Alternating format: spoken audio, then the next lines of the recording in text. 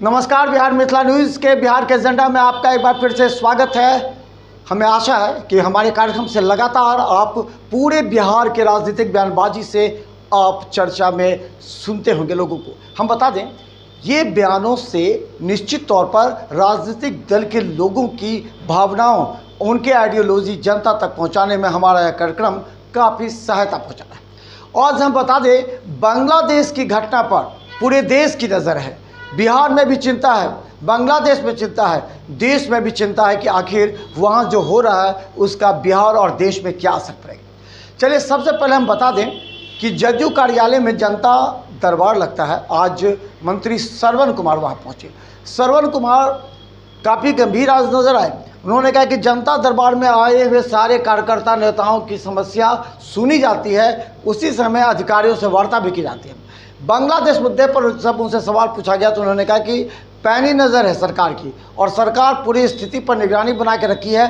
चिंता करने का विषय है कि आखिर इस तरह की घटना कैसे हो रही है और इसका क्या असर पड़ेगा। उन्होंने कहा कि एनडीए सरकार पूरी तरह इस पूरे घटनाक्रम पर नज़र रखी हुई है ताकि किसी को कोई समस्या न हो और वहाँ के जो पीड़ित हैं उनको इंडिया लाने की जो प्रक्रिया है उस पर कार्य। आज जन सुनवाई कार्यक्रम में बहुत सारे यहाँ पर लोग आए हैं, उनकी बात को हम लोगों ने सुना है और संबंधित अधिकारियों को हम लोगों ने फ़ोन किया है और फ़ोन करके जो मामले विधि सम्मत है, न्याय संगत है, उन मामले का हल जल्द से जल्द निकल जाएगा। आप देख रहे हैं कि माननीय नीतीश कुमार जी के नेतृत्व में जो ये निर्देश हम लोगों को जन सुनवाई कार्यक्रम का मिला है उसका कितना अच्छा असर हो रहा है कि हर विभाग से संबंधित जन सुनवाई के लिए कार्यकर्ता आ रहे हैं। तो ये अंतर्राष्ट्रीय इशू है, तो अंतर्राष्ट्रीय इशू के बारे में भारत सरकार पूरी तरह से सक्षम है इन मामलों का हल निकालने के लिए। और आपने देखा कि यूक्रेन में जब बिहार के बच्चे फंसे थे तो बिहार के बच्चों को और यहाँ के नागरिकों को किस तरह से निकाला गया, लाया गया भारत।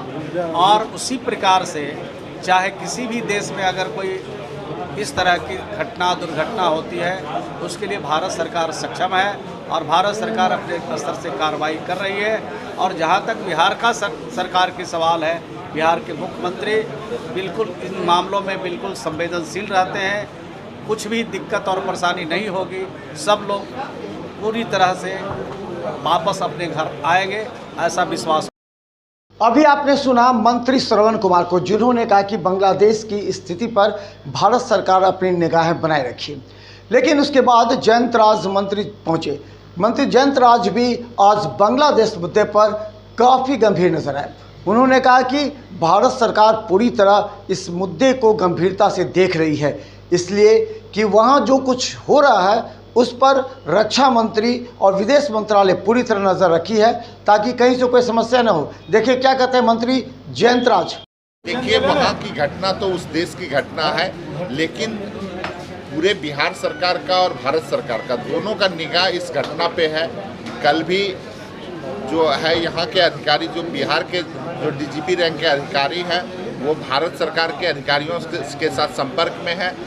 दोनों सरकार देख रही है इस घटना को कि क्या कोई, चूँकि हम लोगों का तो पड़ोस में ही बांग्लादेश पड़ता है, तो इसलिए हम लोग पूरी अच्छे तरीके से उसको देख रहे हैं कि हर एक बिंदु पे निगाह है सरकार। देखिए, ऐसी उनको क्या लग रहा है, देखिए ये बहुत अभी इन सारे मुद्दों पे बहुत ज़्यादा बोलना नहीं चाहिए। और हम तो एक ही शब्द में आपको बता है कि सरकार का बिल्कुल निगाह इस सारी बातों, जो भी आप चिंता कर रहे हैं, सारी बातों पे सरकार का निगाह है।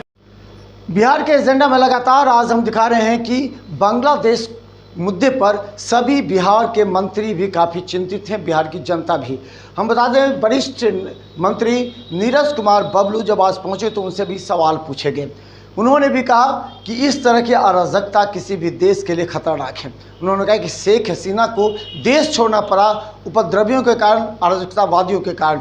उन्होंने कहा कि भारत सरकार ने तत्काल उन्हें शरण दी, क्योंकि ये पूर्व में भी बांग्लादेश कि जो मुजीबुर रहमान थे उनको भी भारत सरकार ने मदद की थी। तो ये एक पारस्परिक संबंध है, लेकिन जिस तरह की घटना हुआ है उसकी निंदा की जाती है। इसके अलावा उन्होंने ये भी कहा कि पूरी तरह भारत सरकार स्थिति पर नज़र बनाए रखे ताकि किसी भी हिंदू हो या मुस्लिम जो कि भारतीय हैं उनको किसी तरह की कोई समस्या ना हो, कोई खतरा हो। देखिए क्या कहते हैं नीरज।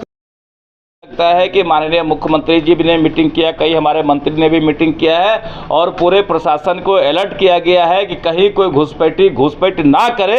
और खास करके हम बिहार से ज़्यादा बंगाल की हम लोग चिंता करते हैं कि बंगाल में ज़्यादा घुसपैठी घुसते रहते हैं, तो वहाँ भी ना घुसे, इसकी व्यवस्था होनी चाहिए। ये निश्चित रूप से मैंने कहा ये पूरे दुनिया के लिए चिंता का विषय है और माननीय प्रधानमंत्री जी इसकी चिंता अवश्य कर रहे हैं और प्रधानमंत्री जी के लेवल से इस पर जरूर कुछ न कुछ काम होगा, हमें विश्वास है। देखिए लगातार बांग्लादेशी घुसपैठ होते रहता है पूरे देश में, खास करके बिहार में, बंगाल में, ये तो हमेशा चलते रहता है। तो इस पर विशेष नज़र रखने की निश्चित रूप से आवश्यकता है। आप देख रहे हैं कि बांग्लादेश में किस तरह से क्या क्या कुकांड हो रहा है। तो ये पूरे दुनिया के लिए चिंता का विषय है, पूरे दुनिया के लिए चिंता का विषय है कि पूरे दुनिया में जो लोग हैं, जिस भी धर्म के लोग हैं, उनके लिए बहुत बड़ा चिंता का विषय है कि किस तरह से उपद्रवी कैसे लोगों को परेशान करते हैं। एक प्रधानमंत्री को देश छोड़ के भागना पड़ता है, ये काफ़ी दुखद और चिंता का विषय है, पूरे दुनिया के लिए चिंता का विषय है और हिंदुस्तान इस पर लगातार काम करते रहती है और माननीय प्रधानमंत्री जी इन चीज़ों को लेकर के दुनिया भर में अपना बात रखते रहते। बिहार के एजेंडा में आज सबसे बड़ा विषय जो पूरे बिहार में चर्चा चल रहा है वो पक्ष और विपक्ष के बीच वो कि तेजस्वी यादव पर ईडी का शिकंजा कस गया है और दिल्ली कोर्ट में उनके खिलाफ सप्लीमेंट्री चार्जशीट दायर की गई है। इस पर तेजस्वी यादव ने कहा ये तो होना ही था क्योंकि ईडी किसी खास नेता के इशारे पर यह काम कर रही है। उन्होंने कहा कि उन्हें कोर्ट पर पूरा भरोसा है। इसके साथ ही रुपेश हत्याकांड पर उन्होंने कहा कि चारों आरोपियों को कोर्ट के द्वारा बरी किए जाने पर भी संदेह होता है। उन्होंने कहा कि किस तरह नीतीश की सरकार जो है आरोपियों को छुड़वाती है। सीधा तेजस्वी यादव ने नीतीश सरकार पर आरोप लगाया और कहा कि ये पूरा ईडी का खेल उनके साथ हो रहा है और जिस तरह बिहार में जो अपराध बढ़ रहे हैं उस पर नीतीश कुमार खामोश क्यों हैं। देखिए क्या कहते हैं तेजस्वी। वो तो करना ही था, उसमें कहाँ कोई अलग बात है और आप लोग सब लोग जान ही रहे हैं, इससे कोई फर्क पड़ने वाला है नहीं। कुछ मिला तो है नहीं, कुछ है नहीं, इसमें दम ही नहीं है, तो इस पर ज़्यादा कोई टिप्पा टिप्पणी नहीं करना है। अदालत है, अदालत पे हम लोगों को विश्वास है और शुरू से ही जो है आप लोग जान रहे हैं कि हम लोगों का पक्ष बड़ा मजबूत है, ये कहीं टिकने वाला नहीं है और हालांकि ये करना ही था, ये तो फॉर्मेलिटी होता है तो करना था। देखिए बिहार में लगातार हत्या तो हो ही रही है, हर तरह का मामला जो है सामने जो है आ रहा है। तो अभी भी देखा जाएगा कि जो रुपेश जी का जो इंडिगो में जो थे उनका भी जो हत्या हुई थी, अब पता चला है कि कोर्ट से जो भी आरोपी थे वो बरी हो गए हैं। तो सवाल एक बड़ा खड़ा होता है कि आखिर हत्यारा कौन है। तो पुलिस जो है इन्वेस्टिगेशन जो है ढंग से नहीं कर पाई है या तो पक्ष अच्छे से नहीं रख पाई है, लेकिन कम से कम हम शुरू से बोल रहे हैं कि बिहार पुलिस का भय अपराधियों के मन से हट चुका है। ना ये लोग पक्ष अच्छे से रख पाते हैं, ना इन्वेस्टिगेशन अच्छे से हो पाता है, अपराधियों को पूरा नीतीश जी के राज में संरक्षण मिलता है। देखिए आज दिन भर बांग्लादेश के मुद्दे पर सलमान खुर्शीद कांग्रेस के जो नेता हैं उनके बयानों को लेकर के आज बहुत विवाद पूरी तरह बढ़ता रहा, आरोप प्रत्यारोप का दौर चलता रहा। सलमान खुर्शीद ने जब एक बयान दे दिया इसके बाद पूरे देश में मानो कि तहलका मच गया। नेता उनसे पूछते रहे, मीडिया जब उनसे पूछी तो बाद में वो कतराते नजर चले आ गए। लेकिन सवाल सिर्फ ये है कि हिंदुत्व को लेकर के इस तरह बयान निश्चित तौर पर खतरनाक है। क्यों सलमान खुर्शीद ने ऐसा कहा, इसके बाद पूरे बयानों का दौर चलता रहा। इसी मुद्दे पर आज गिरिराज सिंह सामने आए। उन्होंने कहा कि सलमान खुर्शीद राहुल गांधी के सारे पर इस तरह का वक्तव्य देते हैं और सदन में देते हैं। हालांकि उन्होंने कहा कि इस तरह औरंगजेब जब आया तो महाराणा प्रताप भी है। देखिए क्या कहते हैं गिरिराज सिंह अपने चिर परिचित अंदाज।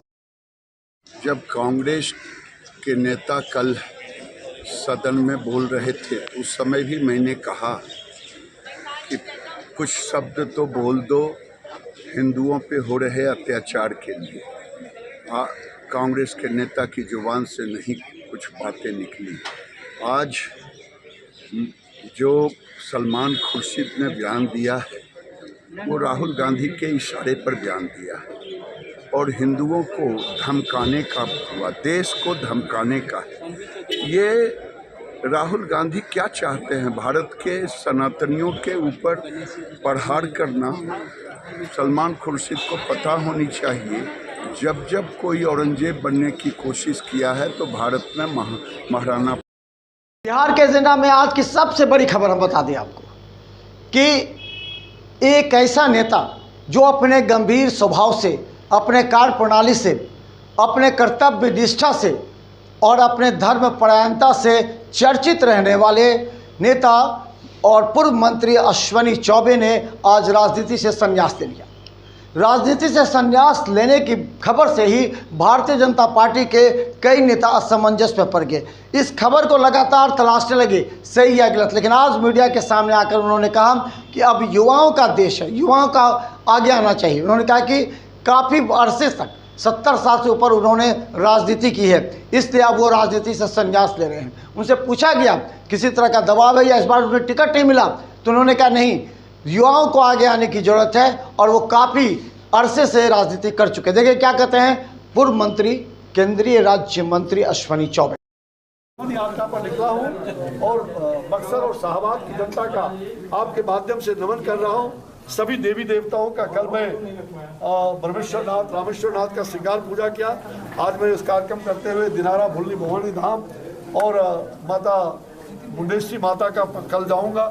सारे धाम अब देखो मेरे रामगढ़ से, दिनारा से कार्यक्रम। क्या मांगेंगे बाबा देवी जी लोग जाकर, क्या मांग रहे हैं? मैं देवी जी से यही मांग रहा हूँ कि मुझे शक्ति दो, ऊर्जा दो और साथ साथ हमारी जनता को इतनी शक्ति दो माता कि पराक्रम से जो मैंने संकल्प लिया है वो पराक्रमी राम का यहाँ वो मूर्ति में, अद्भुत मूर्ति। बिहार के एजेंडा के इस कार्यक्रम से हमें दीजिए इजाज़त, क्योंकि लगातार हम उन तमाम बयानों को संकलित करते हैं, वो बयान जिसका असर पड़ता है राजनीति पर भी, जनता पर भी, और खासकर उसी बयान का कटाक्ष होता है। इसी बयान पर दूसरे दल के नेता भी बयानबाजी करते हैं, क्योंकि जब एक बयान का सामने काटने के लिए कोई मंत्री या नेता नहीं आते तो समझे उस बयान का महत्व बढ़ जाता है। चाहे संसद भवन में दिया हो, चाहे विधानसभा में हो, दरभंगा में भी पहुंचे कई नेताओं के बयान हम आप तक पहुंचाएंगे। लेकिन बिहार का एजेंडा कार्यक्रम लगातार लोकप्रिय होता जा रहा है और आप इस कार्यक्रम को अवश्य देखें और अपने क्षेत्र में शेयर करें, क्योंकि बिहार मिथिला न्यूज़ आप लोगों को हर राजनीतिक गतिविधि पहुंचाने का प्रयास कर रहा है। देखिए बिहार मिथिला न्यूज़ यूट्यूब में सब्सक्राइब कीजिए। GTP और सिटी केबल चैनल पर 1 लाख से अधिक लोग हमें देख रहे हैं। धन्यवाद।